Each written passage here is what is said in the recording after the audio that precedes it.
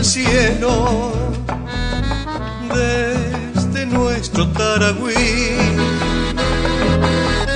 Le prendí una vela al gaucho y le dije una oración, y él llevó todos los rezos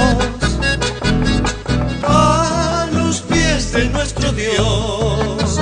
Ven Antonio Gil, pedile un trabajo, techo y pan que ilumine nuestra tierra y podamos avanzar. Hoy la vida está difícil, no le vamos a aflojar.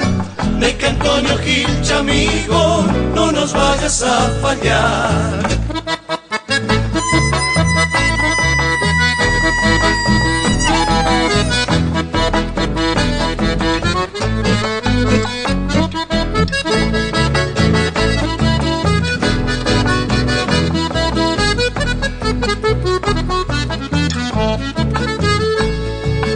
El que no tiene esperanza,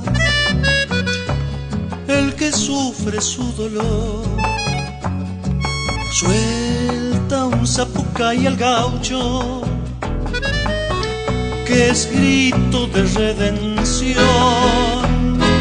Llámame zapateado, le prometen en su honor que el bailar para el gauchito es también una oración.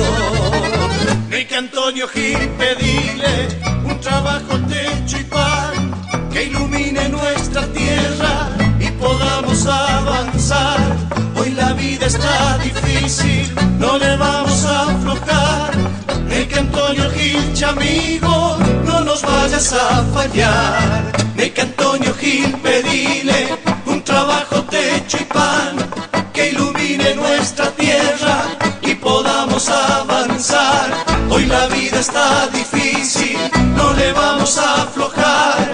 Ven Antonio Gil, chamigo, no nos vayas a fallar.